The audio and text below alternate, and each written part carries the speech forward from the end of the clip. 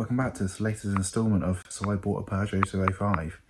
Previously you saw some trials and tribulations of where I was finding various bits of grot on the car and things that weren't quite as good as they should be, and things only really got worse and escalated further. I actually didn't film the fact that I found a huge, like that size chunk of the floor missing on the passenger side footwell, where the undersea, not the undersea, the underlay had got wet over time, as they all do. They seem to let water into the footwells, and if you've got the underlay there, it just sits and it eats the metal away, and someone hadn't taken that underlay away, so it has taken its wicked toll on the floor to the sill, which is going to have to be welded. So we're getting to the point now where if one piece of welding needs doing, it makes sense just to have all the welding done. But yeah, so that's one thing that we did find, and I continue to find little areas of rust. There's a problem with the rear seat, where you pull away the rear seat and it's taken the actual nut from the body out with it. So that's an issue, because the back seats have got to be in good order for it to go through the MOT, unless I just take them out and just, you know, assumably it's a van then when it goes through the MOT. But yeah, it's a lot of workarounds that we're having to try and do with this car that I didn't really see when I bought it. I had a few problems actually getting it insured as well, was a surprise. I thought I could just go through my old Footman James policies from back in the day. They used to insure me for about 160 odd quid on 205s, even 106s as well. But they've informed me today that they've changed their sort of paperwork, and it's only cars that are 30 years or older that they'll insure. So that was a disappointment, so I had to add it to my Churchill policy in the end, which just cost me 250 quid. Didn't really fancy that, but yeah, it's not the worst it could have been, so I've just paid that up now, so that's sorted. We're here now, so we might as well carry on going. Let's watch the video and I'll show you a little bit more of this car. So a little progress update with the 205, and as I showed you in the previous video, I needed some bits and pieces, trim and such like. This is the first one of which I'm going to fit. Luckily the pins that are broken inside the body of the car match the ones that are on this trim, so the middle one's still there and the middle one is still out on the body. So I've applied some glue to this, it should press nicely in, very satisfying clunk, in it goes. And yeah, so I put some adhesive in because naturally you need to when driving around. Last thing you want is that to fall out break. That one's in nice, isn't it? So let's go over to the other side of the car. Let's take our glue gun and have a little look and see what we can do over here. Now we've got two missing on this side. As I showed you, I've got this one and also the top one, which is a 1.6 one, which I'm probably not going to fit now, to be honest.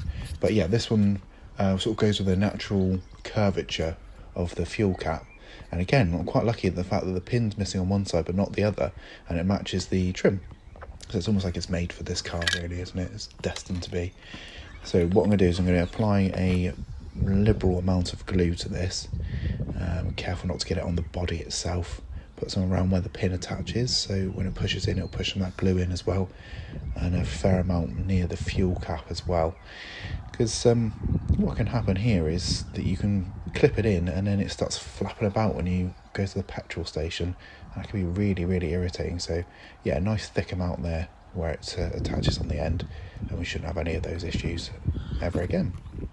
Let's get them in. Let's try and line them up. This one's going to be a little more difficult to get in, but hopefully again we can get that just clipped in and pushed in without breaking that pin. Hopefully go. Yes, there we go. Perfect. Excellent. That looks right. It looks so much better, doesn't it? I will get a top one eventually, just not yet. Or I'll respray that 1.6 one, we'll see what goes. But yeah, that's on nice and firm, isn't it? Right, okay, we've got a door handle and door handles for round, I should say. This is a nice easy one to fit in here because it just sort of clips in as long as you get the lugs in the right place. That's not the right place, that is, and it just pushes in, clips in, and jobs are good. And so that's in nice and firm. Excellent. And right under here, doesn't look too bad actually. I've had a little wire brush session under here to clear out any loose rust, but what I'm going to do is wax all the whole pan under here and rust protect it, and it should last for a good number of years, but certainly not the worst 205 I've ever seen under here, and I'm quite pleased to see it's refurbished, being which is nice. That's one thing off the list of growing things that need doing with this car at the very least. There's a little bit of undersealer there that's come away, but that's nothing major. Looking under here, what I did find was under the rear seats, it rotted away there, so I've sealed that back up again and rust protected it, so it should be alright. And you can see my slapdash repair that I've done here, I've filled that in. But yeah, so that's all wax sealed and filled in. It shouldn't cause me any issues now. But if we have a little look around the boot, sadly I did actually spill my wax oil, and this looks like a dog's dinner now. But again, it's all about rust protection, and it should be absolutely fine, and that'll be durable if I want to use this car as a van in years to come. What I did find was a little bit of hidden rot just under here. Look, this is where the seam's given away over time. So I filled that in, and I'm going to go over that. But you see the rest of the body's okay. It's just a bit muddy, and and you see that's the old seal there. But nothing major, I don't think. That's what came out. And yeah, the rest of it looks okay, really, isn't it? A little scrub, it should be absolutely fine. And yeah, okay, so here's the application of some wax oil to it, just really in the key areas where I think in the winter it would eat away the metal. Covering it over, making sure everything's all right there. I've covered a few scaries there, but again, this all has to be addressed as time moves forward. The window has been my issue throughout this whole build here, that I've actually found out that behind here where the motor is, it's actually split some gears away from the mechanism, so that's a goner. I'm going to have to get that welded or replaced, which is a shame, but it'll have to be done. It's my little key fob. It's nice, isn't it? Look at that. Nice little touch. But this is the crowning glory, is getting the original radio in, and I found a surround as well. Look at that. It's a little bit wobbly still, but if I decide I can fix it in if I want to. So let's just make sure everything's working now. And yes, it powers on, and we've got some sound output. It's set to radio 1, which is nice, isn't it? Yeah, that's of the period radio, that, so I'm dead pleased that this has been reunited with this era of car. That's great, isn't it? Nice when things like that happen, isn't it? Show you sort of a brief look at the back that I've sprayed wax oil there, and sprayed that red as well. Don't know whether that was a good idea, to be honest, but it is what it is. Just show you I changed the lock on the door here because it had seized, and the central locking only works off the driver's door. So I haven't changed the whole barrel. Sadly, it's on 2 keys now instead of 1, which is a shame. But as you'll see here, that now when you do the lock, it locks all the locks, which is nice. Have a little peer into the boot there because I've done that red.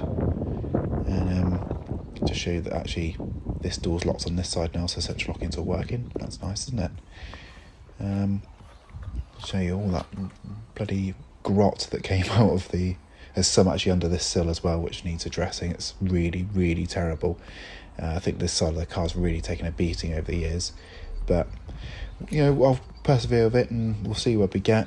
And it's definitely going to need some welding. I can't just get away with the bodges that I've been doing so far. So MOT time soon. It's going to be scary, but we'll see where we go. It's here now, so let's see. See you later.